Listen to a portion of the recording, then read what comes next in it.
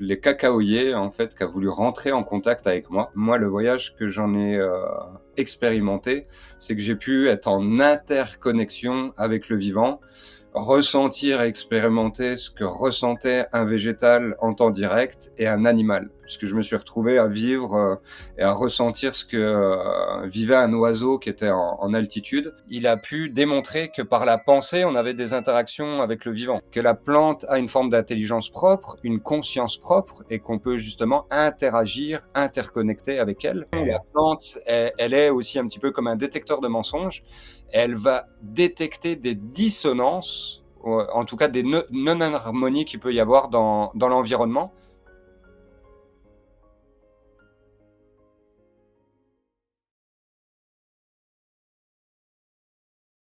Bonjour à toutes et à tous et bienvenue sur Gaïa Méditation TV, je suis Stéphane.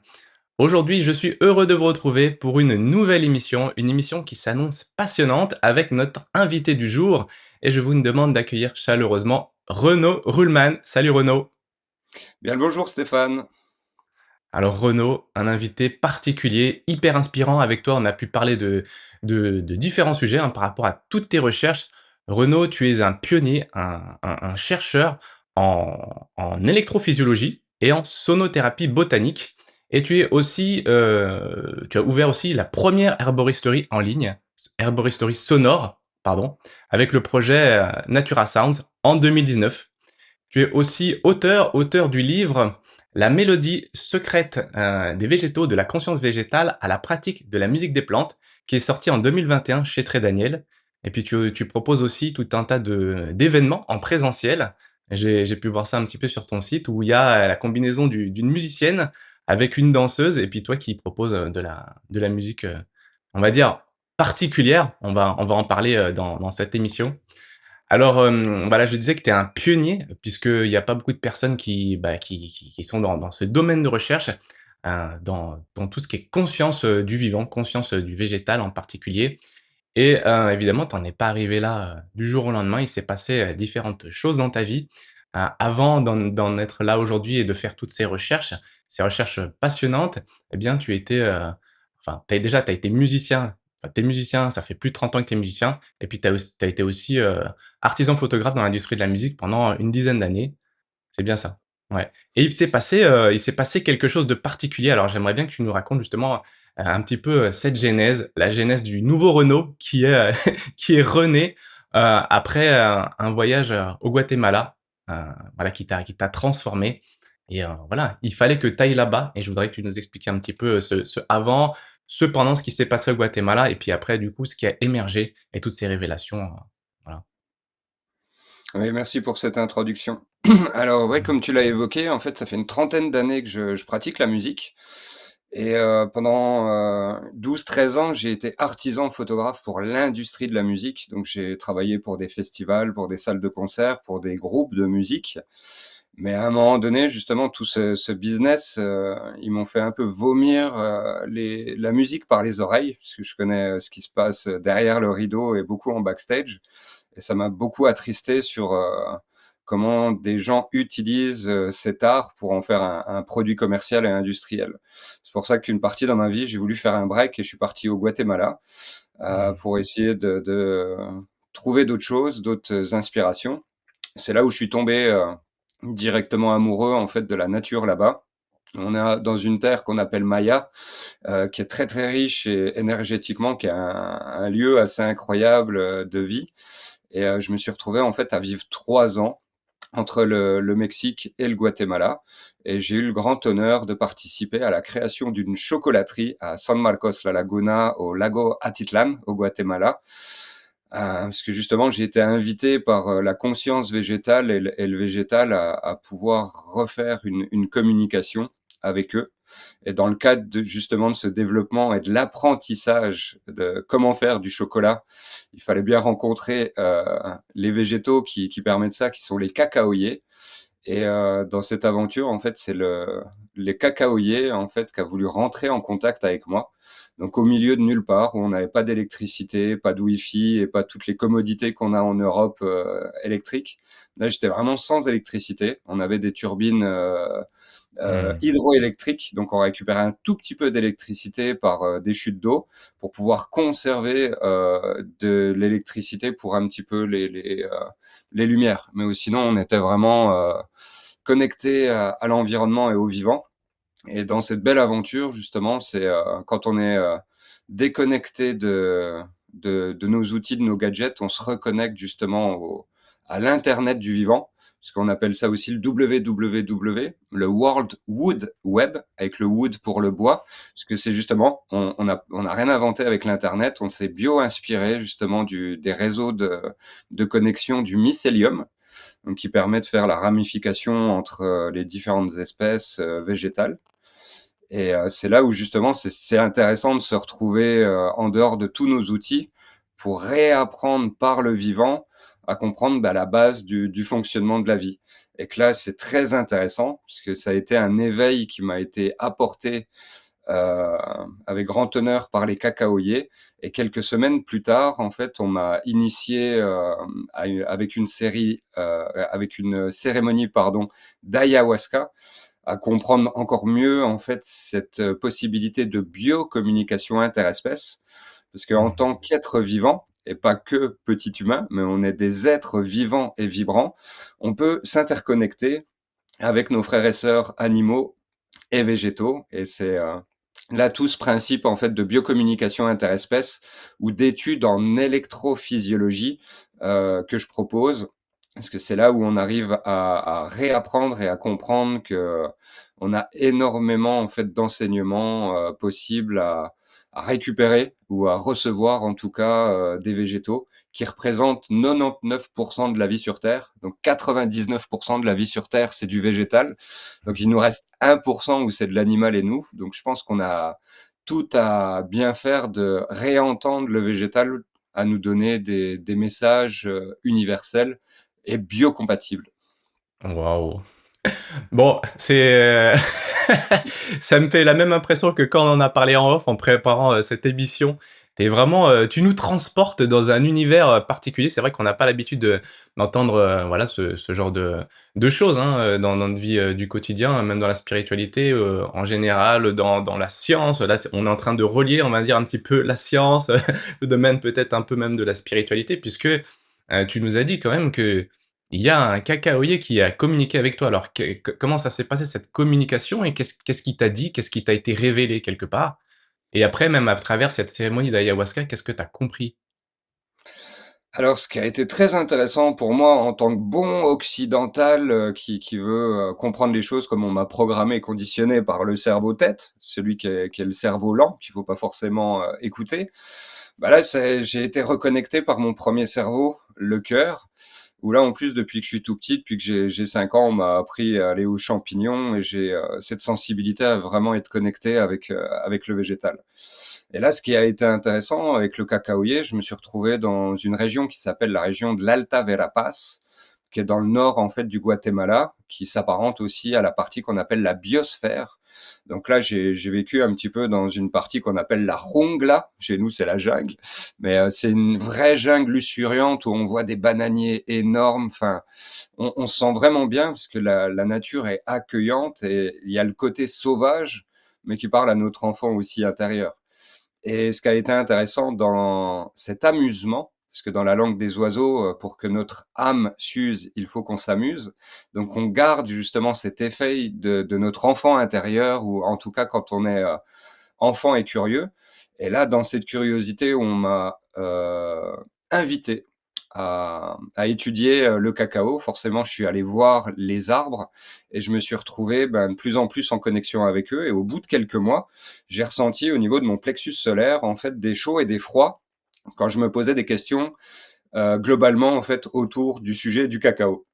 Et là, c'était vraiment bizarre au début pour moi, parce que j'avais vraiment des sensations comme un peu comme des fois quand on est malade et qu'on a des coups de froid avec la grippe, on va dire, qu'on peut avoir des coups de froid. Mais moi, ils étaient vraiment localisés au niveau du plexus solaire. Et suivant en fait les interrogations que j'avais, je ressentais en fait une sensation de température différente. Et au début, j'étais interrogé pour savoir d'où ça venait, puisque j'arrivais pas à comprendre cette connexion. J'ai présupposé au début qu'il y avait vraiment cette interaction avec un élément de mon environnement, mais j'arrivais pas à déceler correctement. J'ai été invité à faire une séance d'ayahuasca avec un guérisseur, mexicain qui a été, initié à tout ça en Amazonie et ça, c'est parce que j'étais, co-organisateur d'un festival qui s'appelait El Equilibrio, qu'on a fait, au El Salvador avec des amis, architectes, de New York. Et là, à la deuxième édition, en fait, ils ont invité, quelqu'un pour faire des séances ayahuasca. Je ne savais absolument pas ce que c'était et tout le Mmh. monde m'a, vraiment conseillé de poser mes caméras, parce que je faisais la communication du festival, photos et vidéos. On m'a dit: «Laisse ton travail, on va s'en occuper. Par contre, toi, tu as un voyage à expérimenter qui va être incroyable» et le guérisseur a dit que j'étais prêt. Parce que justement, moi, je savais pas du tout ce que c'était. Il est connecté à l'esprit, de ces plantes et il m'a dit: «Non, tu es prêt pour recevoir ce voyage». J'ai reçu ce voyage et en effet, moi, le voyage que j'en ai, expérimenté, c'est que j'ai pu être en interconnexion avec le vivant, ressentir et expérimenter ce que ressentait un végétal en temps direct et un animal. Ce qui m'a confirmé, en fait, cet échange de biocommunication. Mon chaud-froid que je ressentais là, l'ayahuasca m'a permis de le ressentir dans tout mon être et Mmh. d'avoir cette pas de cette projection, mais de ressentir ce que vivait le végétal ou l'animal. Parce que je me suis retrouvé à vivre, et à ressentir ce que, vivait un oiseau qui était en altitude, à voir ce qu'il voyait ou quand je me touchais en dessous des bras, Mmh. je sentais le plumage agréable et la douceur, en fait, des plumes et c'est là que ça m'a permis cette expérience de comprendre cette interconnexion. Maintenant, en travaillant vraiment et en approfondissant, la science, on sait qu'il y a beaucoup d'interactions, humaines et du vivant qui sont faits par télépathie, télékinésie, psychokinèse et que tout ça, Mmh. en fait, c'est des médiums où maintenant on nous dit: «C'est incroyable parce qu'on est tous interconnectés avec du Bluetooth et du Wi-Fi».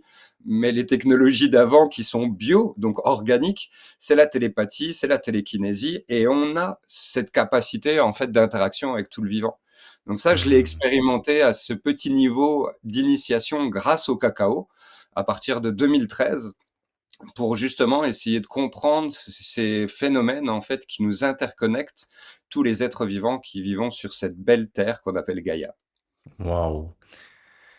Et donc transformé avec cette expérience, en Amérique du Sud et tu reviens, donc en France. Tu reviens en France et tu décides, on va dire, de faire des recherches. Je pense que ça t'a frappé et tu t'engages à faire des recherches. Je disais en introduction que tu es aujourd'hui chercheur en électrophysiologie, spécialiste aussi en sonothérapie, botanique. Alors est-ce que tu voudrais bien nous définir ces termes? Qu'est-ce que c'est que l'électrophysiologie et la sonothérapie botanique?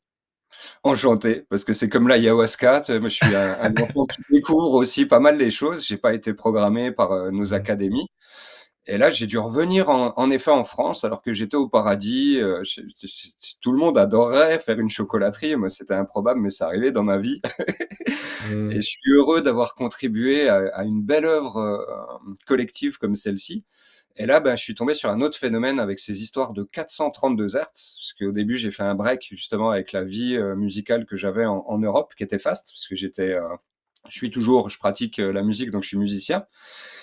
Mais j'ai arrêté, mon métier d'artisan photographe pour l'industrie de la musique.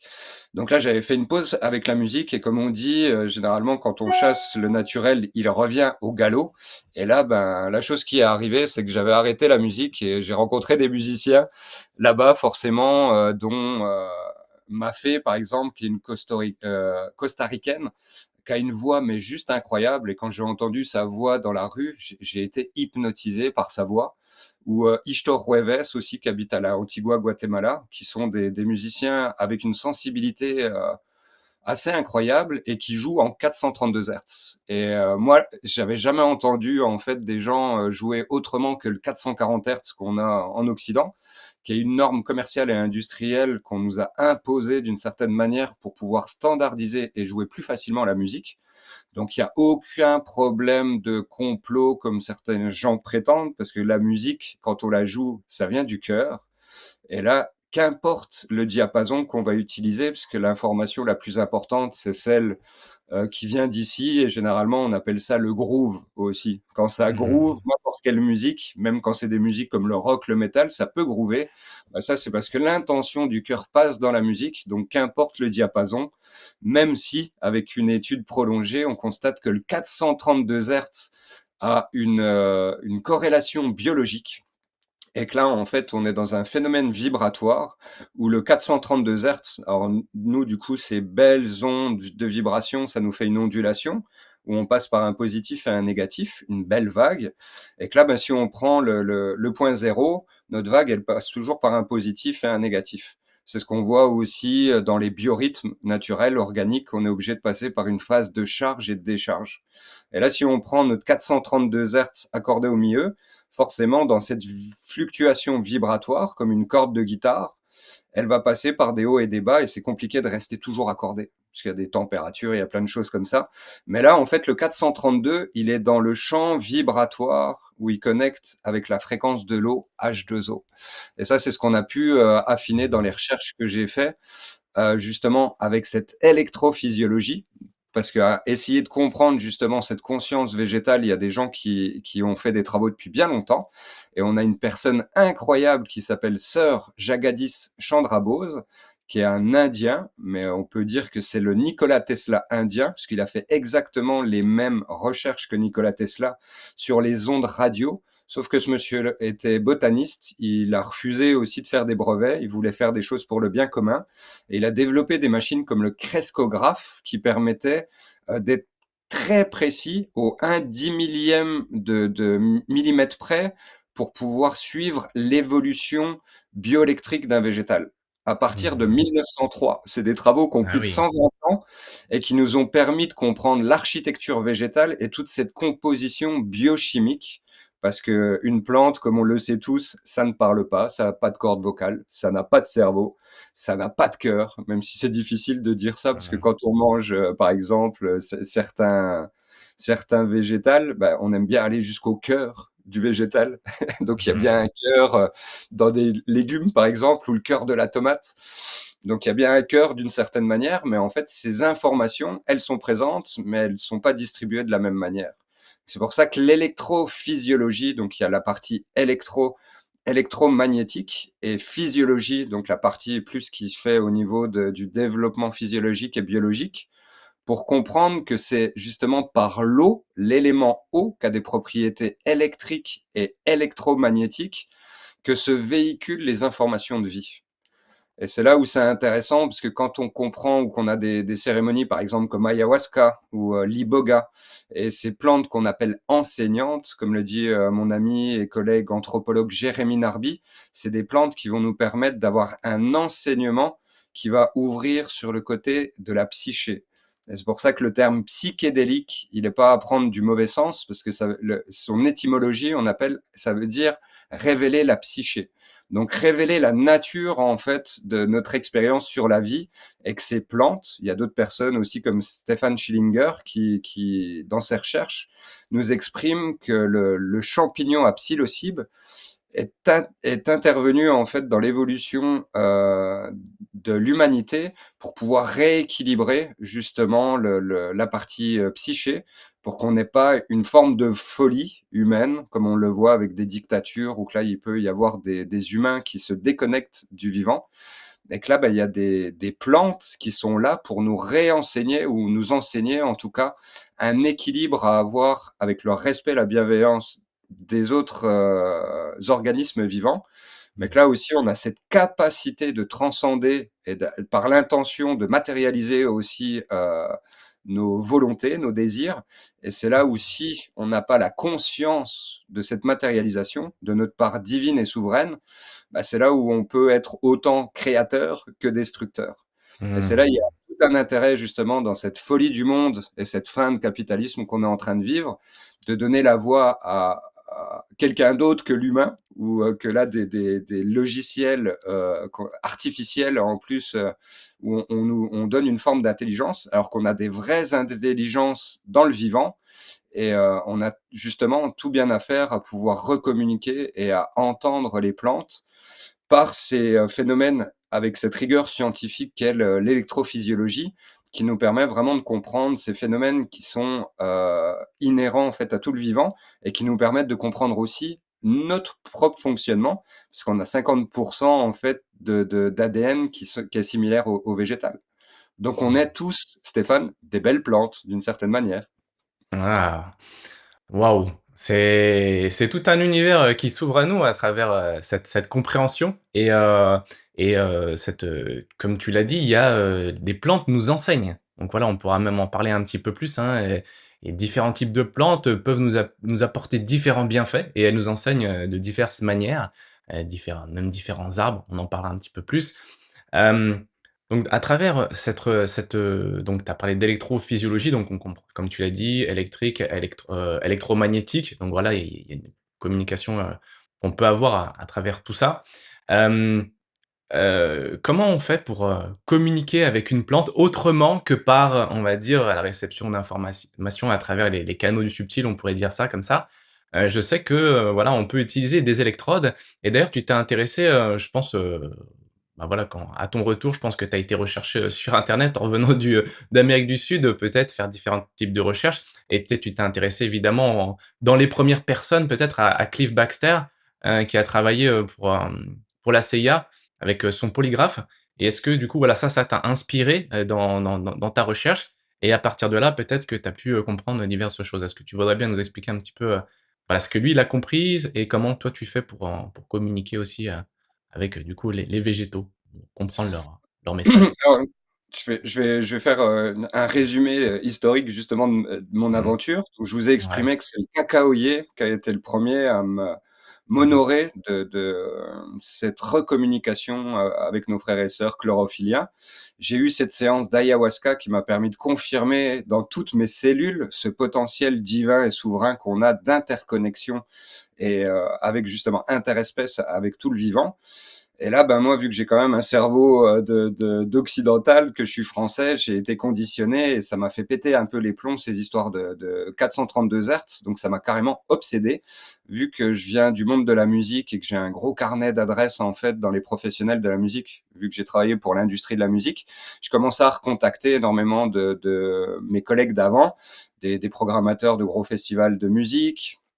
Là, je pense par exemple à mon Pierre Poli, qui est programmateur des Francopholies de La Rochelle, que j'ai rencontré parce que c'était toujours le manager en fait d'un groupe qui s'appelle Ezekiel et avec qui on a pu avoir des échanges où il m'a permis aussi d'accéder à des personnes comme Gilles Guerrier, qui est réanesthésiste et anesthésiste à l'hôpital Cochin, pour essayer justement de comprendre comment la musique peut avoir des effets sur la biologie. Et là, j'ai voulu vraiment connecter énormément de mes collègues et la plupart, ils m'ont pris pour un fou parce qu'ils comprenaient pas ces histoires de 432 Hertz, hormis des gens connectés comme mon Pierre Poli. Mais la plupart, en fait, ils ont pas compris en fait pourquoi je leur parlais du 432 Hertz. Et là, ce qui a été très intéressant, c'est que dans l'industrie de la musique, il y a très très peu de gens connectés ou éveillés. Je vous ai parlé de Pierre, par exemple, mais c'est des gens comme Christian Zanessi. Donc lui, il a été dans ce qu'on appelle le GRM, c'est le groupe de recherche musicale, qui a été développé dans les années 40. Il y avait Schaeffer et Pierre-Henry. Donc là, c'est des gens qui ont fait de l'expérimentation musicale. Et dans les entrevues et la recherche que j'ai fait au niveau du son, c'est justement cette personne-là qui m'a dit que la musique avait différentes fonctions.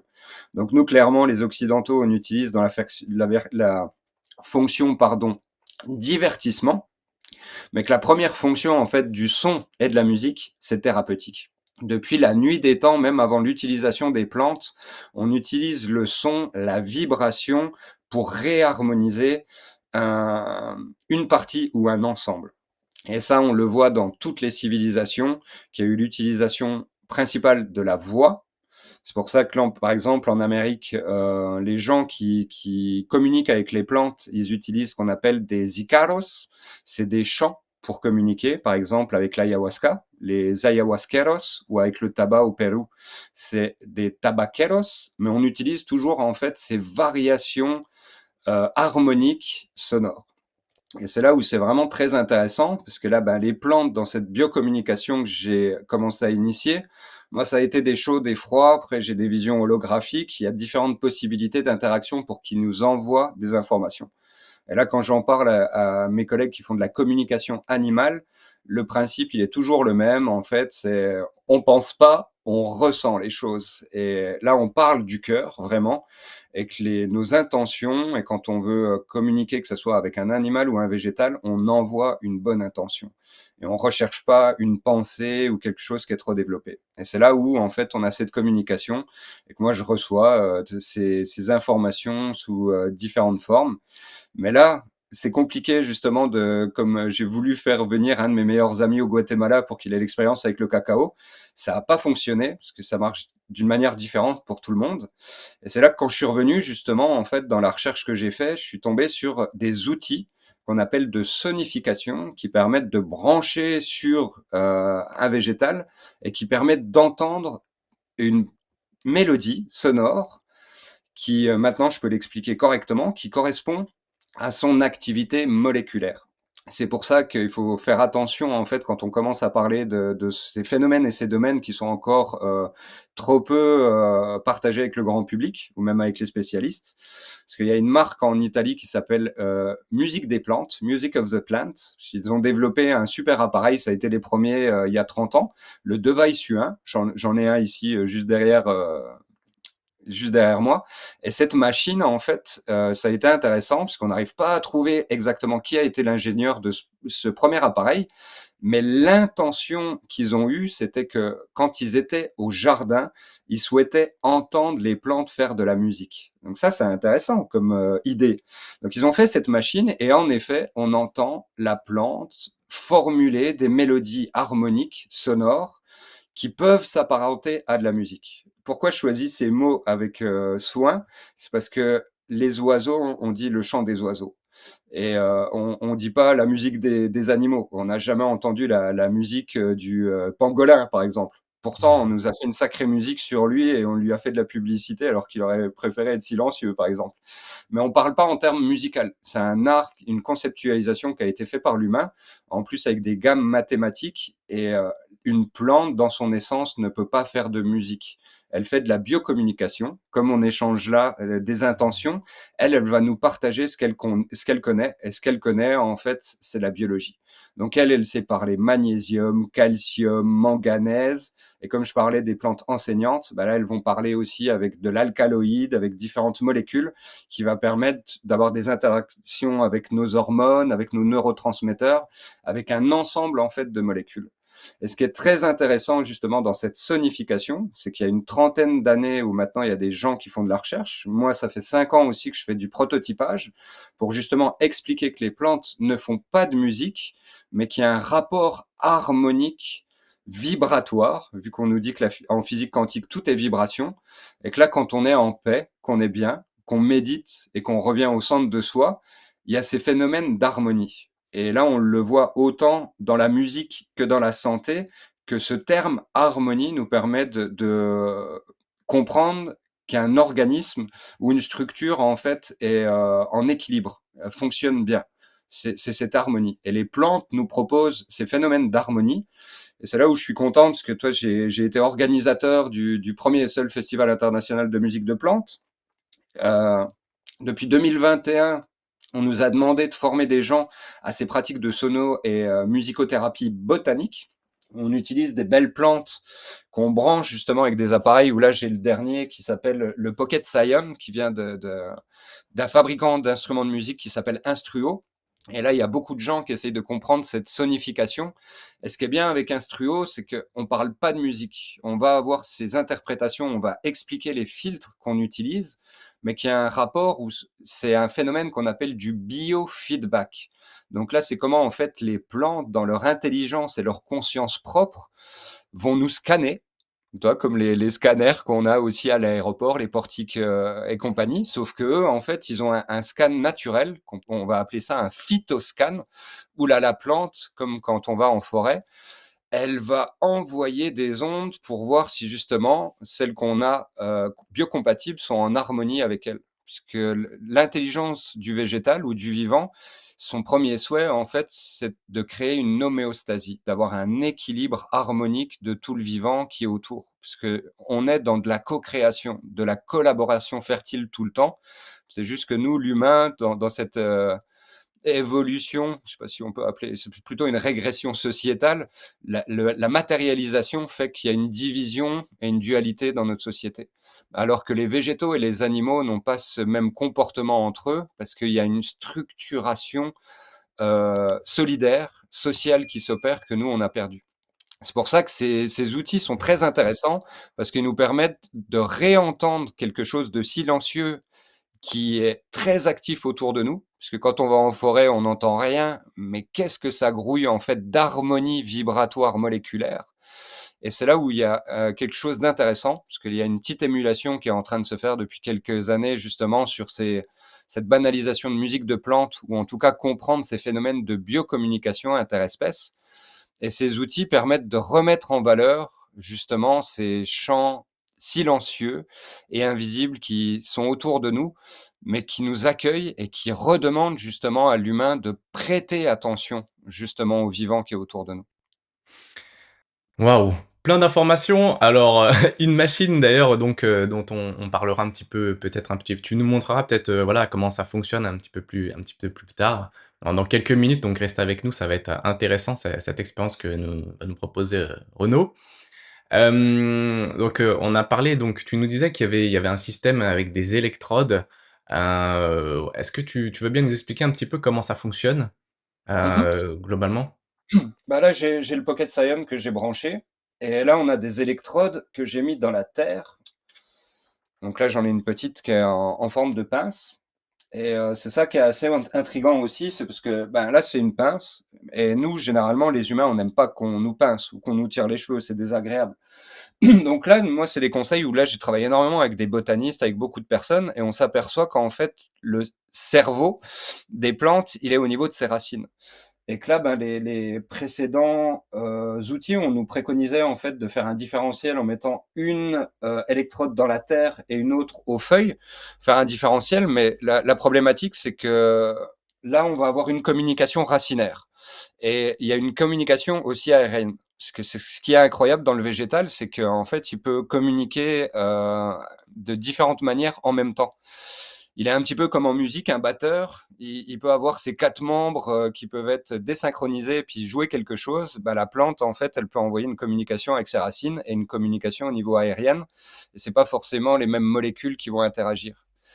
Mais là, dans les phénomènes qu'on essaie d'observer et de partager, moi, je conseille beaucoup plus de mettre les deux électrodes à la terre pour qu'elles soient connectées aux racines. Comme ça, on n'a pas non plus le problème de pincer une feuille, puisqu'une feuille, c'est très sensible, ça peut être comme de la soie. Suivant les plantes qu'on utilise, ben, il faut être vraiment très, très précautionneux pour pouvoir l'accompagner et la pincer, et pas justement lui faire du mal.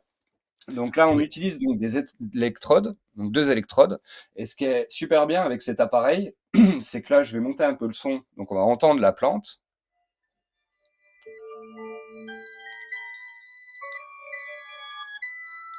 Donc là, c'est avec des presets de son qui sont directs sur cet outil-là, qui a été fait en plus avec un biologiste qui s'appelle Tarun Nayar, qui lui aussi explique bien que les plantes ne font pas de musique, mais que là, on a des harmonies avec des voix différentes qui vont nous permettre d'entendre cette symphonie moléculaire justement de la plante.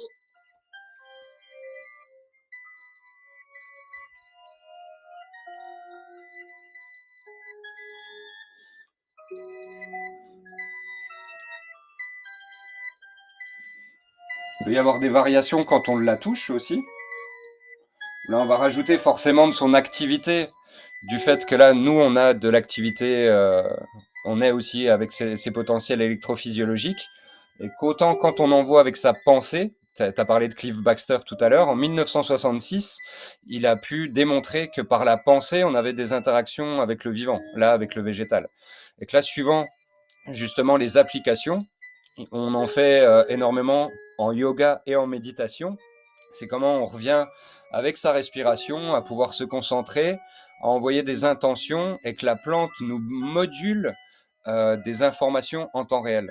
Et ça, c'est assez incroyable parce que justement, il va y avoir ces bénéfices de réharmonisation cellulaire qui vont s'opérer et qui vont permettre justement de pouvoir revenir à un équilibre de santé, autant psychologique que biologique. Et là, Mmh. ben, comme ça fait 4 5 ans que justement que je participe à des formations ou au développement de la sonothérapie botanique ou musicothérapie botanique pour comprendre justement les bienfaits, les vertus de l'écoute de ces variations harmoniques moléculaires. Waouh, c'est impressionnant et donc là, tu nous parlais de donc des expériences de Cliff Baxter, tu nous parlais de donc des électrodes que tu branches.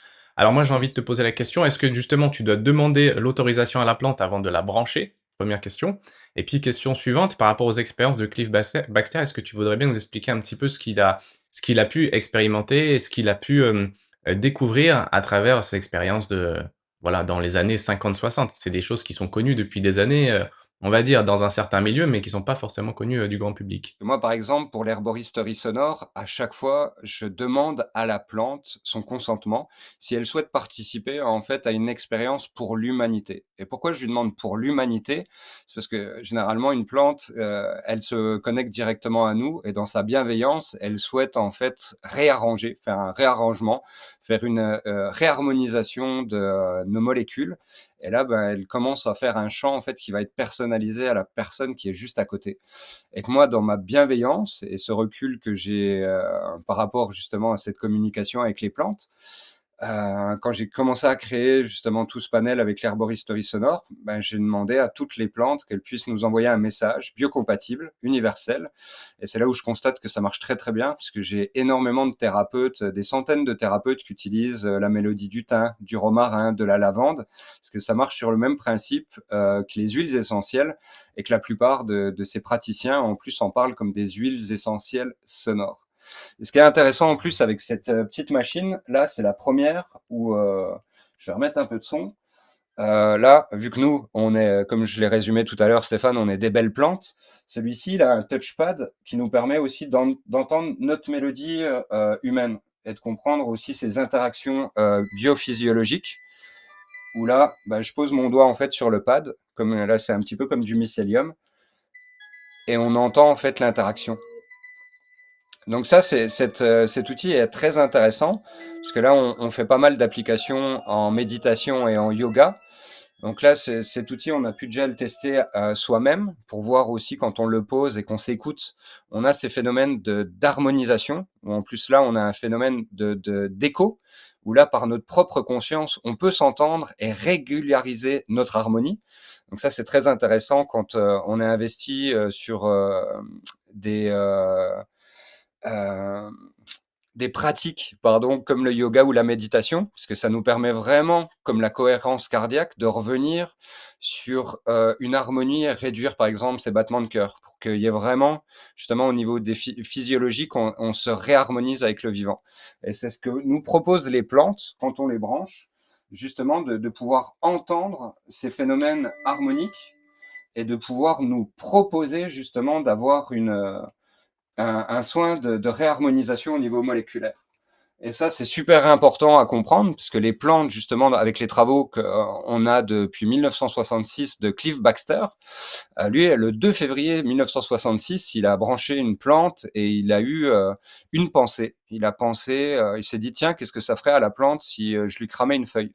Et la plante a ressenti en fait cette information. Et là, on sait depuis 1966, donc ça fait quand même quasiment Mmh. 60 ans, que la plante a une forme d'intelligence propre, une conscience propre, et qu'on peut justement interagir, interconnecter avec elle. Et que là, si on est sur ces bonnes intentions, comme là on le voit aussi avec les pratiques de télépathie, télékinésie, psychokinèse, qu'on a ces potentiels en fait d'interconnexion vibratoire avec le vivant. Et c'est là où il y a vraiment justement des pratiques à réenseigner. Les plantes sont nos premiers enseignants à qui on peut redonner une voix pour pouvoir nous réaméliorer ses compréhensions. Mais là, il y a aussi, ben, tu vois, grâce à la méditation, au yoga, à des pratiques ancestrales et traditionnelles qu'on a hors Europe, parce que force est de constater que là, quand on va, par exemple, en Asie, on a des pratiques incroyables et des pharmacopées, que ce soit en Inde ou en Chine, où on sait utiliser à bon escient les plantes. Ou que là, comme moi, j'ai eu certaines initiations, toi, en Amérique, avec l'ayahuasca, par exemple, à comprendre qu'on a justement ces bénéfices vibratoires autour de nous. Et grâce à la physique quantique, on arrive à comprendre que tout est vibration et que ces phénomènes harmoniques, on peut les réapprendre de différentes manières. Donc là, par exemple, avec les phénomènes que nous proposent les plantes, elles chantent pas de la musique, elles nous formulent en fait des séries harmoniques qui sont liées à la vibration des molécules. Un des phénomènes qu'on a observé, qu'on a validé, ça s'appelle, enfin c'est Joël Sterdheimer qui lui a donné un nom poétique de protéodie, les mélodies de protéines. Et là, c'est un monsieur, il y a une trentaine d'années, qui a voulu calculer les fréquences des acides aminés et qui les a reposées sur un schéma de musique en 440 Hz en plus, à l'époque. C'est là qu'on voit que dans les Mmh. années 90, dans les années 90, donc il y a une trentaine d'années, il n'y a pas beaucoup de gens qui utilisaient le 432 Hz. Mmh. Et là, on voit que tous ces phénomènes harmoniques, on est en train de les recomprendre et que là, on a justement tout le bénéfice de pouvoir demander aux plantes qui n'ont aucun intérêt particulier. Ils sont dans ce qu'on appelle l'amour inconditionnel. Parce que malheureusement, nous les humains, on pose des conditions un peu partout. Et malheureusement, l'amour est avec des conditions chez l'humain. Mais le végétal nous repartage en fait des informations de bon sens. Donc avec cet amour inconditionnel, à réapprendre et à comprendre comment marchent ces phénomènes vibratoires moléculaires. Vraiment à comprendre qu'il y a ces vibrations, qu'on peut avoir cette stimulation où elles, sur ce principe d'huile essentielle sonore, elles vont permettre de restimuler, par exemple, le calcium, le magnésium par ces fréquences vibratoires. Et c'est ça qui est incroyable dans cette aventure justement d'électrophysiologie, où là on propose aussi des séances de sonothérapie botanique, c'est que les plantes nous réapprennent un langage fondamental, universel, qui passe par le son, et qui est du coup cette symphonie vibratoire du vivant, où là elle nous parle vibration des molécules. Waouh! Plein, plein, plein d'informations encore une fois, je voyage, je pense que vous aussi les amis, vous voyagez. Alors, on a parlé du fait que, voilà, les quand on a une intention particulière, les plantes déjà, elles ressentent cette intention, avec l'expérience de Cliff Baxter dans les années 60 déjà l'a prouvé. Il y a d'autres expériences aussi, hein, qui ont été menées en ce sens.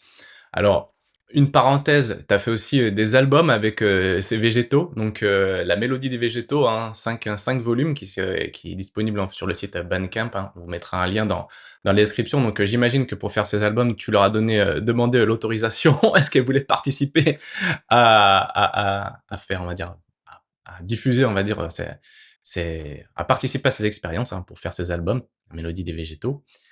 Donc ça, c'est une chose. Tu nous as parlé donc, du fait que, les plantes, elles peuvent, quelque part, à travers le vivant, elles cherchent à réharmoniser constamment et à travers cette machine, quelque part, il y a un phytoscan qui est fait à travers, la plante et qui est retransmis peut-être grâce à la machine et on peut voir éventuellement là où nous on a des déséquilibres et la plante à travers donc, tu nous disais cette série, de mouvements moléculaires.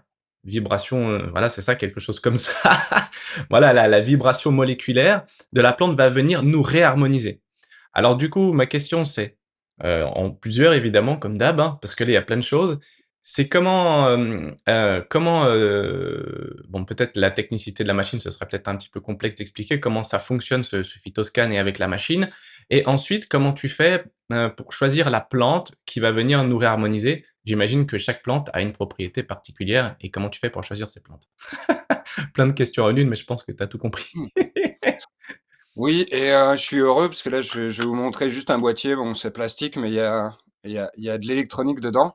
Là je suis heureux parce qu'en fait c'est un des prototypes que j'ai fini là avec l'EPIA, la Haute École de Paysage, d'Ingénierie et d'Architecture de Genève en Suisse, où là j'ai demandé dans mon cahier des charges d'avoir ce qu'on appelle une transformée de Fourier qui me mesure en fait les signaux électrophysiologiques d'un organisme vivant. Donc pour simplifier, en fait, avec la technologie, on arrive à analyser et mesurer différents signaux électriques, électromagnétiques. Donc moi, j'ai demandé ces signaux électrophysiologiques et genre ma machine, si je la branchais, on entendrait de la musique, mais pas agréable.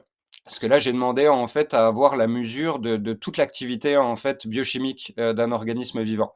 Et là, on arrive à savoir quand il y a une carence. Par exemple, en magnésium, on arrive à le voir sur les graphiques et avoir une synthèse pour comprendre justement au niveau de l'activité, biologique, les potentielles carences et déficiences, dissonances qu'il peut y avoir pour pouvoir accompagner. Et là, ben, les outils comme le premier que je parlais d'il y a 30 ans, le Device U1 ou le dernier, le Pocket Science, ils sont sur le principe de sonification, de biofeedback. Et là, en fait, la captation qu'on a de la plante, ça va être son interaction biologique. Donc là, on récupère en fait ce signal biochimique et suivant les fabricants, bah, ils vont utiliser des filtres différents pour que ça soit esthétique à l'oreille. Mais là, moi, je suis un chercheur justement qui comprend la communication sans les machines et je souhaitais apprendre aux gens justement à faire cette différence entre la musique et ces champs moléculaires.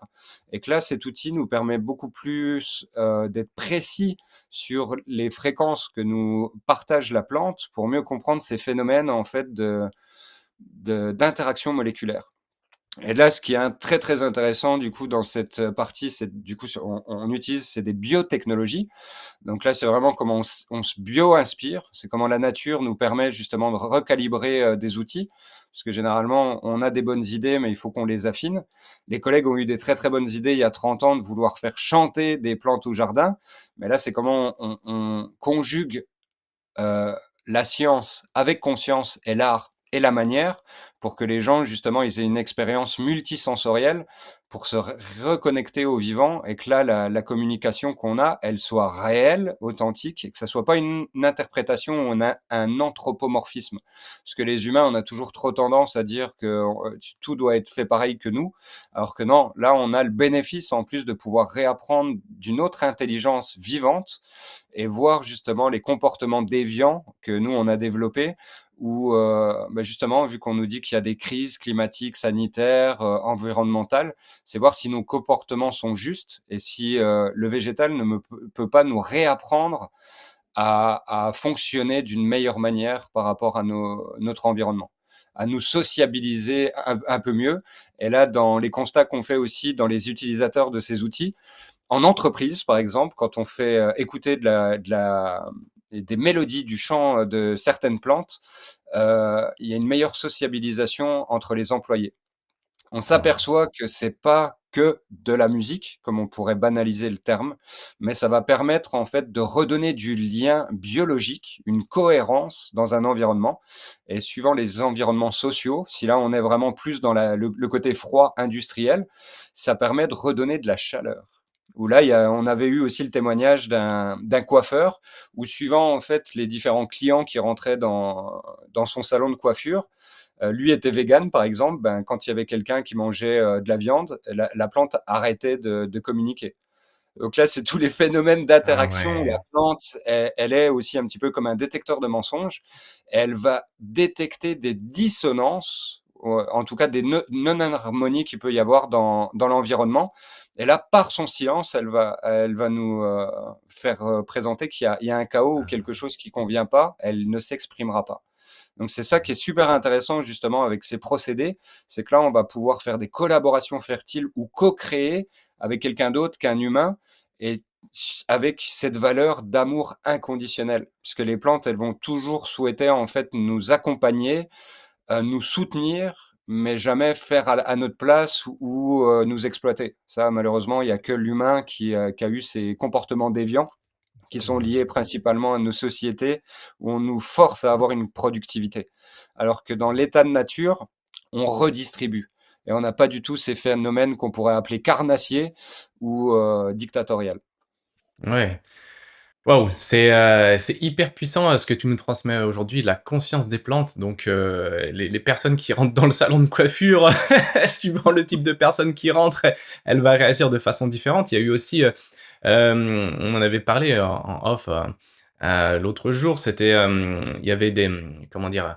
Il y avait des jugements qui allaient être, enfin, il y avait des jugements par rapport à certains criminels et puis, en fait, il y avait une plante qui était là, dans la salle où il y avait eu un crime et ils avaient pu interroger la plante, justement, à travers cette biocommunication et ils ont fait passer, différentes personnes devant la plante et la plante a réagi face, on va dire, au coupable, au meurtrier dans je sais plus c'était quelle affaire et donc ça a fait jurisprudence donc quand même la justice a donné raison, on va dire, a pris comme témoin une plante et finalement, voilà, ça a été attesté quand même. Ils ont rendu leur jugement à partir, de la communication de la plante.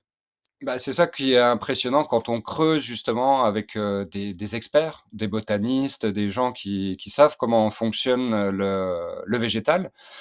C'est que là, du coup, tu partages une expérience qui a été faite, il y a une trentaine d'années où le FBI a utilisé très, très régulièrement, en fait, le détecteur de mensonges et des plantes qui étaient sur des scènes de crime.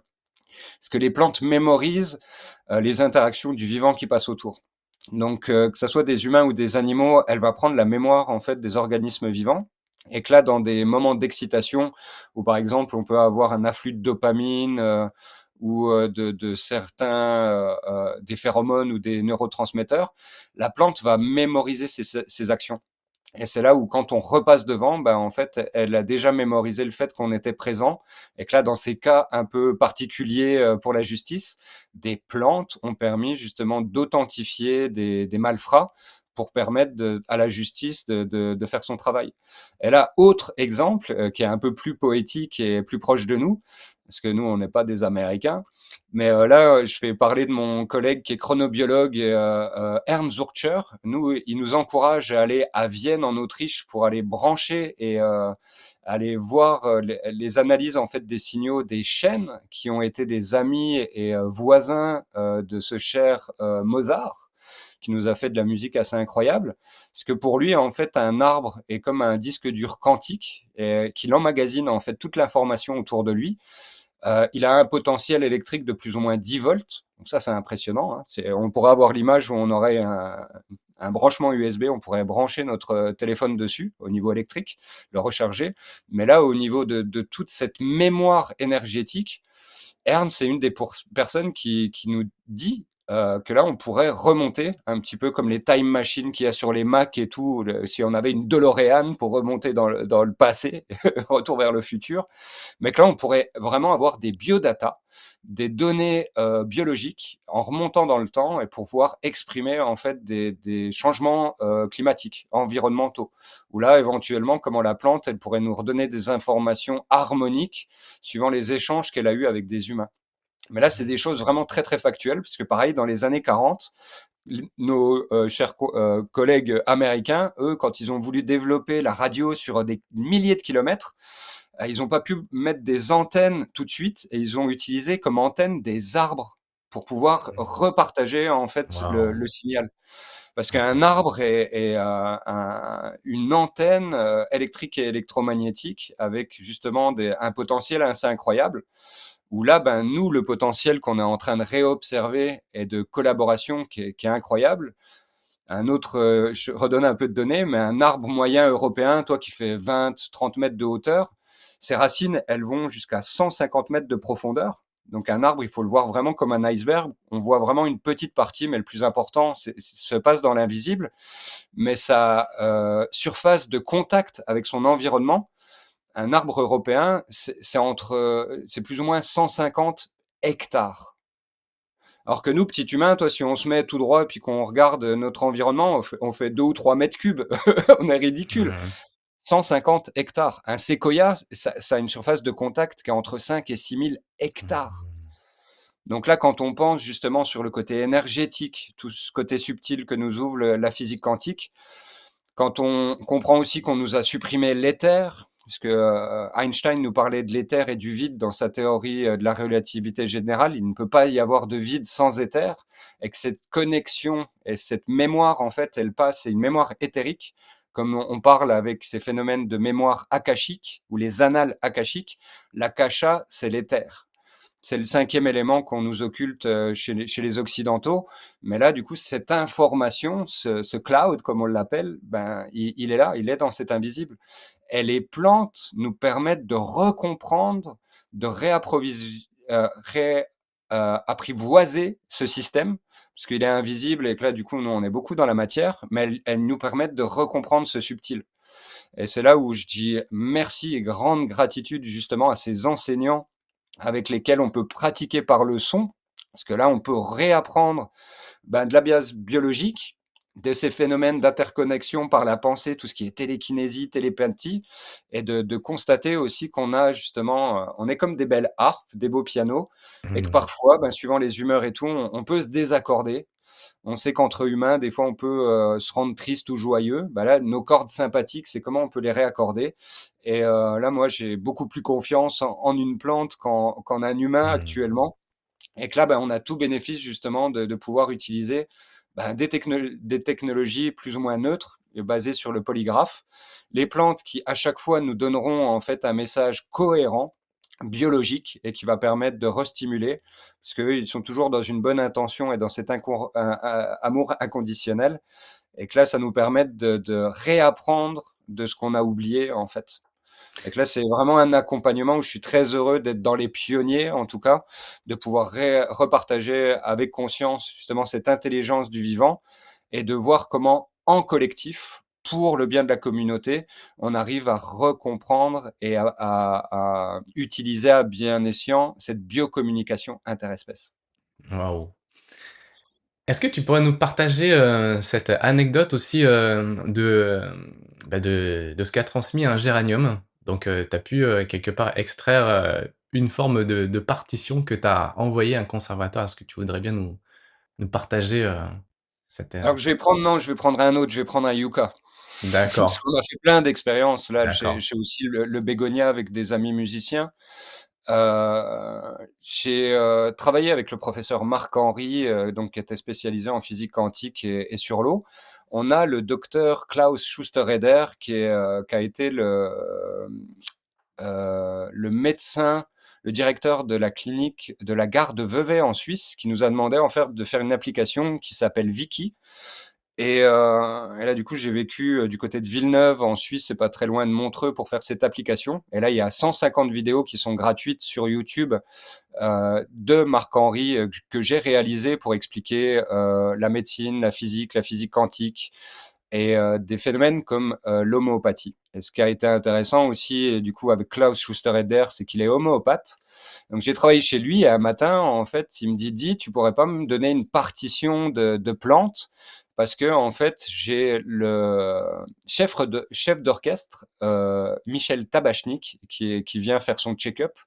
Donc c'était un de ses patients et il me dit: «Ça pourrait être bien qu'on demande à Michel, ce qu'il en pense». Michel Tabachnik a été élève de Herbert von Karajan et de Pierre Boulez. Donc c'est un de nos derniers gros chefs d'orchestre que j'ai eu la chance de rencontrer, justement dans ses études.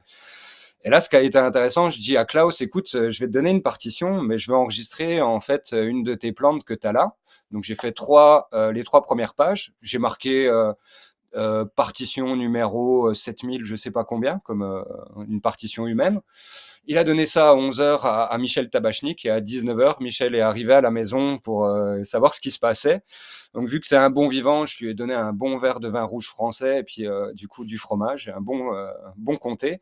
Et je lui ai demandé: «Michel, t'es bien assis?» Il m'a dit: «Oui». Je fais: «Bon, je vais te présenter le musicien qui a écrit cette partition». Je dis: «Tourne ta tête à gauche, enchanté, je te présente le yucca». Et lui, il Énorme. a trouvé ça très cohérent parce qu'on a essayé avec beaucoup de personnes différentes. J'ai eu Arnaud Dieterlen aussi, lui, c'est un batteur professionnel qui a été le dernier batteur de Alain Bachung, qui joue avec Hubert Félix Stieffen, avec pas mal de musiciens français. Et Arnaud, lui, il a été impressionné par un bégonia qui jouait très vite. Donc lui, il est batteur, mais il a été impressionné par la vélocité en fait de la plante. J'ai pu lui partager le chant et une partition. Et quelques jours après, il est revenu vers moi. C'est un musicien professionnel, hein, et qui a au moins, je pense, 35-40 ans de métier. Et là, il m'a dit, c'est incroyable, avec des musiciens, des amis musiciens de musique classique. Là, le bégonia, il nous a fait retrouver une gamme. Donc là, c'est la gamme pentadiatonique. Donc il y a très peu de gens qui ont utilisé ça. Il y a, Jimi Hendrix pour un morceau qui l'a utilisé. C'est très peu dans la musique, actuelle, mais la plante dans sa partition a utilisé cette gamme-là et lui, il a été sidéré avec autant d'années de musique à se dire: «Waouh, la plante m'a appris, une gamme que j'avais enfin qu'on avait oubliée en tout cas et qu'il l'a remis, sur le devant de la scène». Et que là, ben, c'est comment la musique, justement, est bio-inspirée. Et que là, je finis juste là-dessus parce que c'est magnifique et que tu m'as jeté une perche où je peux pas m'arrêter là. C'est que la musique J'adore. classique, elle est bio-inspirée par les plantes. Genre, par exemple, on a pu observer que la mère de Claude Debussy, ben, on retrouvait des parties de cette mélodie-là dans de la menthe. Donc, Claude Debussy, quand il a écrit la mer, ben, autour de lui, il y avait de la menthe. Et par exemple, on retrouve, toi, dans le bégonia, dans le géranium, plein de formes où on arrive à trouver des formes d'écriture comme Mozart et Beethoven dans la même partition. Et que là, ben, c'est que les plantes, comme les quatre saisons de Vivaldi, c'est qu'ils étaient entourés que de nature, que de vivant. Et que là, ben, la musique de Mozart, de Beethoven, c'est de la musique bio-inspirée, parce que là, ben, c'est les végétaux principalement qui leur ont donné cette inspiration. Et on retrouve ces parties de mélodie dans de la menthe, dans du bégonia, dans du géranium, dans du chêne. Et Impressionnant. c'est ça qui est incroyable parce que ces vibrations, ces harmonies, elles sont là partout et qu'il y a Mmh. des gens, parfois, qui sont un peu plus connectés que d'autres ou qui ont ces phénomènes d'inspiration et que là, ben, ces gens-là, ben, ils étaient connectés à leur environnement et c'est grâce à leur génie d'écriture, de la musique qu'ils ont pu transcender ça. Mais, c'est pas sorti, comme on dit, de la cuisse de Jupiter, c'est sorti, de cette interaction vibratoire qu'on a avec le vivant et c'est les plantes qui permettent justement d'inspirer l'humain, principalement, pour pouvoir générer des technologies, générer de l'art et nous proposer, en fait, une co-création dans la matière. Waouh. Alors, ouais, c'est on va loin avec tout ça, mais voilà, on est bien là en 2025 et puis, bah, comme on a exprimé tout au long de cette émission, il y a des travaux qui datent d'il y a des dizaines d'années, hein, déjà quand même. Aujourd'hui, on a Renaud, face à nous, un pionnier, dans cette recherche. Hem, Par rapport à tout ça, on en avait parlé aussi en off, voilà, tu nous as dit que les plantes, elles ont une forme de mémoire. Il y a des arbres particuliers qui s'appellent les arbres body, des arbres sacrés, parce que j'avais posé cette question de comment ça se passe justement dans les lieux sacrés, voilà, les plantes, les arbres, toute la mémoire qu'ils peuvent, comment dire? Enregistrer du lieu. Comment ça se passe au niveau de la communication? Est-ce qu'il y avait une différence de communication entre des arbres au niveau de lieux sacrés, par exemple, des plantes au niveau de lieux sacrés par rapport à d'autres lieux? Alors c'est une bonne question et c'est intéressant parce que là, je vais réutiliser la langue des oiseaux et dans le terme «sacré», on a la partie création. Parce que là, le terme étymologiquement sacré, il vient de la religion et il vient avec, tout ce lexique de vie, de mort et qu'il y aurait des choses sacrées et d'autres qui ne le seraient pas. Et que là, moi, la première intégration et c'est mon enfant intérieur qui a parlé la première fois et j'ai dit: «Mais c'est incroyable». Alors du coup, en plus, vu que j'ai étudié le cacao, il y a des gens qui font des cérémonies de cacao sacré et j'ai dit: «Mais c'est incroyable», parce que moi j'ai étudié le cacao et à aucun moment là-bas on m'a dit qu'il était sagrado, que el cacao sagrado nunca existé. Il y a pas de cacao sacré parce que moi j'ai dit: «Mais mince, alors mon pissenlit, il est pas sacré? Quelle place on lui donne en fait par rapport à un cacao, par rapport à l'iboga par exemple?» Et en fait, chaque vie dans son essence est sacrée. Donc pour moi, en fait, il y a une espèce de redondance. Je suis désolé si les gens ils sont surpris par ce que je partage, mais j'ai l'impression qu'il y a une redondance ou que là, il y a un manque de conscience quand on dit que quelque chose est sacré. Parce que notre vie, toi, moi, tout le vivant, on est sacré. Parce que dans notre essence, en fait, on a une particule de vie, de cette chose incroyable qu'on peut appeler aussi le divin. Donc là, moi, j'ai cette interrogation par rapport à des arbres qu'on dit sacrés, d'autres qui ne sont pas, parce que moi, pour moi, en fait, toute la vie est sacrée. On doit prendre soin de chaque être vivant. Bon, même si les moustiques en été, ils nous embêtent, il faudrait qu'on puisse les soigner de la même manière que les plantes. Donc on sait que c'est compliqué. Mais là, c'est quand on a conscience justement de ces phénomènes, tout est sacré. Et là, tu parles du body, et c'est dommage parce que j'ai deux bodies en bas qu'on prend soin là de ma collègue Sophia qui est en Inde actuellement, parce que je devais être avec elle et je devais faire chanter un Nag Kessar, qui est là du coup un arbre qui est connecté avec le Bouddha du futur. Et je devais le faire chanter avec le Dalai Lama. Donc ça, on va le faire plus tard, parce que j'avais des choses plus importantes à faire en Europe. Et le Bodhi, en fait, c'est l'arbre qui a permis l'illumination du dernier Bouddha. Et je suis honoré d'en avoir deux qu'on préserve, parce qu'ils sont à l'intérieur pour l'hiver. Et ces arbres, en fait, ils ont la même communication que le pissenlit. Il y a pas un qui va parler mieux que l'autre. Par contre, quand on parle de plantes enseignantes, comme j'ai évoqué, l'ayahuasca, c'est un breuvage avec différentes plantes. L'iboga, c'est une plante. Le cannabis, on sait que c'est qu'une plante. Les champignons à psilocybes, c'est pareil, c'est une plante. Le body, c'est une plante. Le nagkessar, c'est une plante. Donc, ce qui est intéressant avec ces arbres plus remarquables ou anciens, ils vont nous envoyer un message qui va être plus un enseignement qui va parler à nos cellules, donc au côté biologique, mais aussi au côté psyché. Parce que là, comme on parle de plus la philosophie, là, qui nous vient d'Asie, donc là, eux, ils sont très, très connectés aux végétaux, à leur environnement. Et là, pour eux, c'est une interconnexion qui est évidente et essentielle. Et là, ils en parlent pas forcément en termes de sacré. Ils ont, pareil, dans leur culture, c'est encore un petit peu différent de nous, notre interprétation. Et là, ce qui a été incroyable, là, dans les exemples, c'est que l'année dernière, je suis allé en Inde avec mon amie Sophia. Donc, j'ai pu rencontrer des moines tibétains, comprendre la culture ancestrale tibétaine, l'utilisation des plantes et des arbres à but thérapeutique. Et après, j'ai eu l'honneur aussi d'aller à Auroville, et je suis la première personne qui a eu des autorisations pour brancher des arbres qu'on appelle là-bas sacrés, parce que là, la mère était française, c'est Aurobindo et la mère qui ont été les initiateurs de Auroville. Donc là, il y a beaucoup de francophones qui sont là-bas, donc il y a aussi ces interprétations avec ces termes sacrés. Et là, on a souhaité me faire brancher le banyan, qui est un arbre incroyable, qui est un des premiers arbres de Auroville, et qui est un arbre qui a une construction végétale incroyable, qui a plusieurs troncs. Et cet arbre, ben, il a chanté instantanément avec les anciens outils que j'utilise, et son chant, il nous a tous fait pleurer. Il nous a parlé à nos cellules, mais ça a été tellement puissant qu'on a senti l'émotion nous transpercer, traverser et transpercer.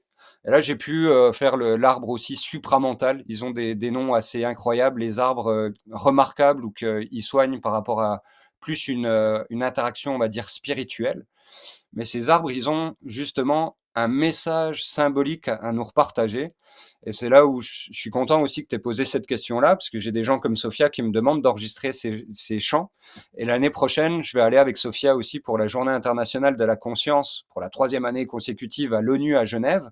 Et là, on me demande de faire chanter des arbres dans le jardin de l'ONU, euh, pour pouvoir faire constater justement en fait ce patrimoine incroyable qu'on a, et ces sages, ces enseignants en fait qu'on a du passé, Mmh. qui peuvent aussi nous réapprendre avec ces crises et tout ça à avoir un comportement juste avec le vivant. Et c'est là où moi c'est plus avec les institutions, toi, où j'arrive à collaborer et à faire passer le message de ces arbres sacré, pour pouvoir comprendre qu'il y a vraiment un bénéfice de préservation et de pérennisation qu'on a justement avec ces espèces qu'on a catégorisées. Parce que des arbres remarquables ou sacrés, ben, dans le jardin de l'ONU, il y en a énormément, qui ont été offerts par plein de nations différentes.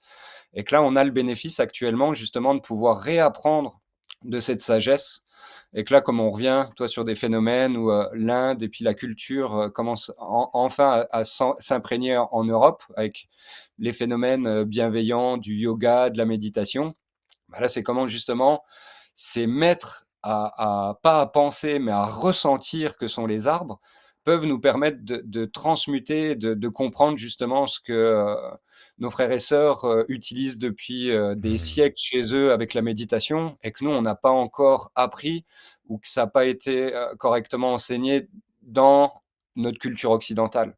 Et c'est comment on a Mmh. tous ces bénéfices justement justes, sans condition, que nous propose le végétal, qui peut nous permettre de réapprendre de cette harmonie, de cette symphonie du vivant, et de pouvoir co-créer. Moi, c'est vraiment ça que je trouve important, c'est de faire des collaborations fertiles, et qu'il n'y ait plus d'exploitation du vivant, ou là, de se dire que nous, l'humain, on a un bénéfice supérieur aux autres. Non, non, on est tous égaux, et que là, justement, dans le fait de pouvoir redonner une voix à la nature, c'est de réapprendre où est notre place et que là, notre place, elle est, comme un cercle, main dans la main et pas en espèce de triangle où on monte les uns sur les autres. Là, c'est système pyramidal. Non, non, on est tous, une belle famille et c'est justement là, on a à réapprendre de cette harmonie, que nous repartagent les plantes. Ah, magnifique, merci Renaud. Alors, tu nous as parlé de huiles essentielles sonores avec, avec les plantes, donc cet aspect thérapeutique. Il y a aussi cet aspect de l'eau et il y a un champ d'exploration à travers, les engrais sonores. Est-ce que tu voudrais bien un petit peu nous parler de tout ça, ce champ d'exploration? Alors, tu me parles de l'eau. Donc ce qui est intéressant, j'ai fait le résumé avec le 432 qui vit dans, le champ de résonance de l'eau.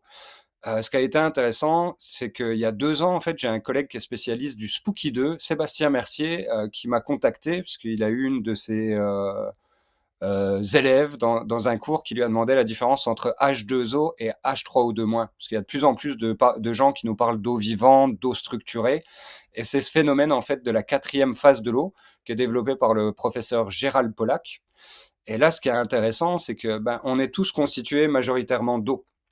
Au niveau, du poids, mais après au niveau des molécules pour que notre corps et au niveau biologique, pour que tout fonctionne correctement, il faut que notre corps soit bien hydraté et toutes les cellules parce qu'il y a énormément de propriétés différentes de l'eau.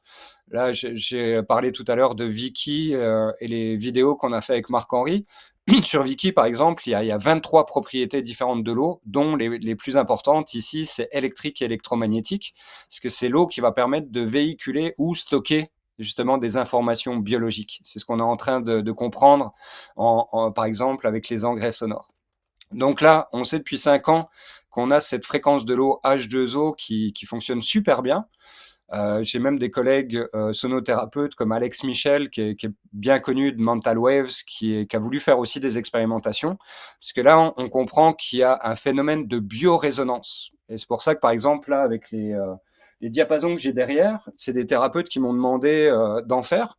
Par exemple, là, j'ai pas l'eau, mais j'ai le glutathion. Et ça marche sur le même phénomène en fait de biorésonance. C'est comment on va appliquer une fréquence où notre corps a déjà l'information et que ça va permettre de restimuler en fait cette mémoire cellulaire. Donc là, par exemple, là, avec les diapasons de l'eau H2O, on a une cohérence où il y a on refluidifie en fait l'organisme. C'est un petit peu comme le trafic ou le péage. Il y a un péage, c'est bloqué, l'information structurelle est bloquée. Et que là, en fait, on permet de réouvrir la porte et H2O permet de refluidifier l'information. H3 ou 2 moins, il y a quelque chose d'assez incroyable, parce que là, ben, on a essayé de comprendre. J'ai le soutien de Gérald Pollack depuis le début, puisque lui, il trouve que c'est extrêmement important, utile qu'on puisse développer et faire de la recherche sur ces fréquences vibratoires, puisqu'il a compris les travaux qu'on a fait valider depuis 5 ans avec Marc-Henri. Et là, ce qui est assez dingue, c'est que H2O, du coup, on comprend qu'il y a cette valeur, c'est la fréquence de l'eau. H3 ou 2 on nous dit que c'est la 4e phase de l'eau, qui est morphogénétique. C'est Rupert Sheldrake qui parle de morphogénétique, puisqu'on parle d'épigénétique, et tout ce qui est transformé, c'est de la génétique.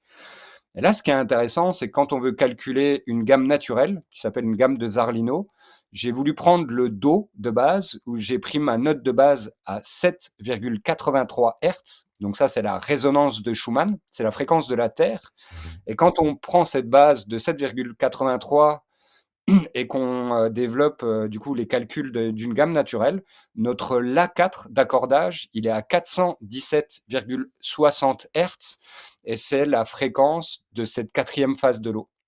Et ce qui Waouh! est incroyable, Stéphane, c'est que là, du Mmh. coup, on tombe en fait sur un diapason de musique, en fait, qui est le diapason de la musique baroque allemande, où il y a un parfait inconnu que personne ne connaît et puis qui a fait de la musique, il y a pas beaucoup de tubes de cette personne. C'est absolument pas une référence dans la musique, classique. Ce monsieur, il s'appelle Jean-Sébastien Bach ou Bach, ça dépend comment Albi Bach, c'est mais on l'appelle vraiment son nom vu qu'il est allemand, I'll be back. on dit, Bach, donc il dit Albi Bach. Mais Jean-Sébastien Bach, il a joué avec ce diapason. On sait que ces premières personnes, comme j'ai résumé tout à l'heure, ils ont été bio-inspirés, ils étaient très, très connectés. Donc Bach, en fait, Bach, Je suis un petit peu à côté de la Suisse et de l'Allemagne, donc je dis Bach. Toutes ses œuvres, elles ont été bien inspirées. Il était connecté, il a utilisé un diapason à une fréquence qui était proche de la quatrième phase de l'eau. Et il y a un deuxième, pareil, musicien que il y a encore moins de personnes qui connaissent. Il s'appelle Johann Pachelbel et tout le monde dit le canon de Pachelbel, il faut l'écouter parce qu'il y a 8 acides aminés à l'intérieur. Mmh. Moi, je dis OK, je demande à tous les scientifiques que je connais, pouvez-vous me dire en fait quel acide aminé, parce que vous dites qu'il y en a 8 sur les 20. Personne ne peut dire. Donc là, il y a un petit truc qui s'est passé avec un TEDx où il y a des gens qui disent des bêtises. Il y a l'intention dans ce morceau qui est phénoménale. Il y a une mélodie qui est phénoménale. Et le fait qu'il a choisi un diapason qui est proche en fait de la vibration de cette quatrième phase de l'eau. Parce que Mmh. normalement, c'est le diapason baroque, il est aux alentours de 415 Hertz, et il y a beaucoup d'orgues d'église ou de cathédrales qui ont été accordés en 417 Hertz. Et là, dans Mmh. les gens qui parlent des fréquences sacrées, ce 417, il y est aussi, tu vois. Waouh Et et là, on s'aperçoit et je fais jouer des plantes, je teste, là, du coup, je vois plus avec des musiciens de musique classique qui connaissent ça et quand ils jouent le canon de Pachelbel, ils le jouent pas en 440, ils le jouent pas en 432 Hertz, ils le jouent encore moins à la fréquence de H2O, ils le jouent avec le diapason baroque. Ils respectent, en fait, le diapason d'origine. Et là, mmh. je vois avec des musiciens, de musique classique pour qu'ils jouent avec ce diapason de la quatrième phase de l'eau pour voir si on fait les mêmes constats qu'on a fait entre le 432 Hertz et H2O.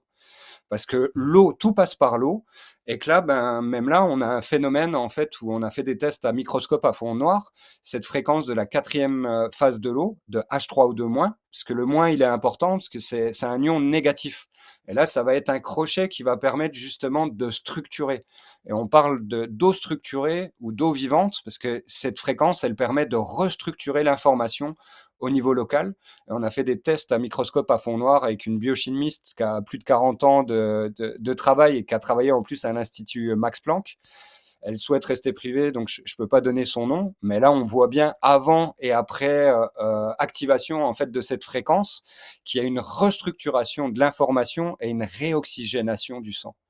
Et ça, c'est super important, parce que là, on constate vraiment que l'eau permet ses bénéfices, que suivant comment on comprend ces phénomènes de biorésonance vibratoire et l'accompagnement que nous offrent les plantes avec leur chant thérapeutique, parce que c'est pas de la musique, c'est un chant thérapeutique vibratoire qui va interagir avec nos cellules et nos molécules, qui va justement permettre cette stimulation grâce à l'eau et l'hydratation de nos cellules.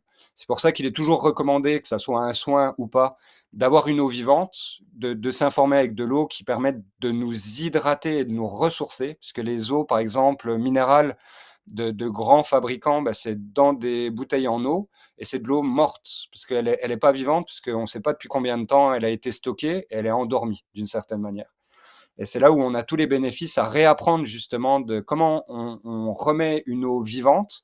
Et que là, avec les fréquences de l'eau et cette compréhension de cet élément eau, qui est l'élément de la vie, source de vie, qu'on arrive à pouvoir réinformer un organisme et de pouvoir utiliser à bon escient ces fréquences de molécules. Et en Dont plus l'eau, les deux premières généralistes là qu'on observe, parce que là j'ai énormément de thérapeutes, j'ai fait une vidéo il y a quelques jours avec une praticienne en acupuncture chinoise, et là qui compte les bénéfices d'utiliser justement les deux fréquences de l'eau et de comprendre qu'on peut réharmoniser grâce à l'eau. Impression un petit peu, je vous fais une image, c'est comme si là notre support, notre corps c'est la matière, et que là avec la fréquence de H2O, on va passer comme avec une éponge pour que là du coup ça permette de réharmoniser en fait le support et d'accueillir en fait de la nouvelle information. Et c'est ça qui est vraiment très encourageant pour la recherche à venir, parce que là déjà on a des bases qui sont factuelles avec de la reproduction, et que là, ben, on a encore tous ces bénéfices à creuser ensemble, d'avoir de plus en plus de personnes qui s'intéressent à ces phénomènes vibratoires, parce qu'on est encouragé et sollicité par les plantes qui ne mentent pas, qu'on mmh. branche sur un détecteur de mensonges, pour pouvoir réapprendre de cette harmonie et de cette symphonie en fait qui vibre en nous. Parce que comme je vous l'ai montré tout à l'heure avec mon doigt, cette machine nous permet aussi de comprendre que ce phénomène est intrinsèque au vivant, et que si la personne arrive à le comprendre, à l'accepter, c'est toute une transmutation cellulaire qui s'observe après. Là, c'est comment on brise des barrières et des conditionnements du mental pour que l'expérience multisensorielle permette de transcender ce conditionnement mental, en fait. Et c'est pour ça qu'on a un accompagnement professionnel avec des plantes enseignantes qui sont toutes légales, distribuées, genre en France. J'utilise par exemple le tabac du Pérou, qui est une plante légale, qui est pas illégale, et que là, qui permet de transmuter et de redonner en fait cette information à nos cellules. Et ça, c'est vraiment incroyable parce que c'est des travaux qui sont assez jeunes. On est à moins d'une dizaine d'années en fait d'expérimentation et de reproduction en fait de ces phénomènes. Et que là, on encourage justement les gens à ouvrir ce voile de ces vibrations quantiques. Et que là, c'est les plantes, dans leur propre conscience et dans cette forme d'amour inconditionnel, qui nous encouragent Mmh. à ouvrir le voile de cette curiosité, que ce soit notre enfant sauvage qui puisse participer et s'amuser à recomprendre de ces phénomènes qui sont naturels. Mmh. Eh ben, merci pour, tous ces partages. Alors, bon, on va arriver à la fin, de ce partage, de cet échange. On a parlé de, ouais, de l'application, thérapeutique, heu, voilà, de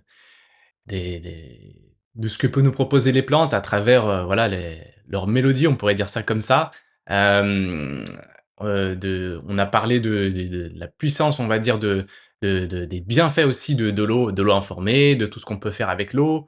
Hem, Tu nous as montré un petit extrait tout à l'heure tu nous as fait voir un petit extrait avec la machine. Est-ce que pour conclure, tu voudrais bien nous remettre un petit coup de relancer la machine peut-être, un petit coup de mélodie de la plante peut-être, voilà. Et je voudrais aussi avant ça peut-être en même temps essayer de comprendre quand tu disais que tu avais touché la machine, qu'il y avait quelque chose qui se passait en fait. C'est l'interaction de toi avec, la plante en fait, c'est ça? Et la Non, plante réagit, c'est ça? Avec la avec la machine? machine, parce que moi, c'était un point très, très important que je voulais développer sur mes Mmh. prototypes pour Mmh. avoir de la pédagogie et puis faire comprendre déjà aux enfants qu'on est comme une plante. Mmh. Eux, ils ont eu la grande ingéniosité de mettre un touchpad. Et ça, pour moi, c'était vraiment un des absolus que je souhaitais faire sur une de mes machines. C'est pour ça que je suis vraiment heureux de collaborer avec Instruo. C'est que là, on peut observer et comprendre ce phénomène directement par notre toucher. Et que là, c'est un phénomène d'interaction électrophysiologique, où là, la machine permet d'entendre l'activité moléculaire en direct. Mmh, Et là, c'est d'accord, des ouais, je sons qui comprends sont mieux. directs sur la machine. Et après, D'accord, quand oui. on sait justement utiliser des logiciels qu'on appelle de MAO, où là, moi, je fais des formations justement là-dessus, pour pouvoir utiliser à bon escient D'accord. ces outils, pouvoir personnaliser aussi les soins, suivant les instruments que les gens préfèrent, pour que là, il y ait vraiment une immersion et une expérience qui soit profonde et qui soit là sur une harmonie cellulaire. Ça va parler vraiment à nos molécules. Ouais. Et c'est pour Mmh. ça que je propose, là, cette machine, il y a une formation qui est inclue avec dans notre boutique. Et après, ben là, il y a de plus en plus de gens qui me demandent en effet de faire de la formation en présentiel.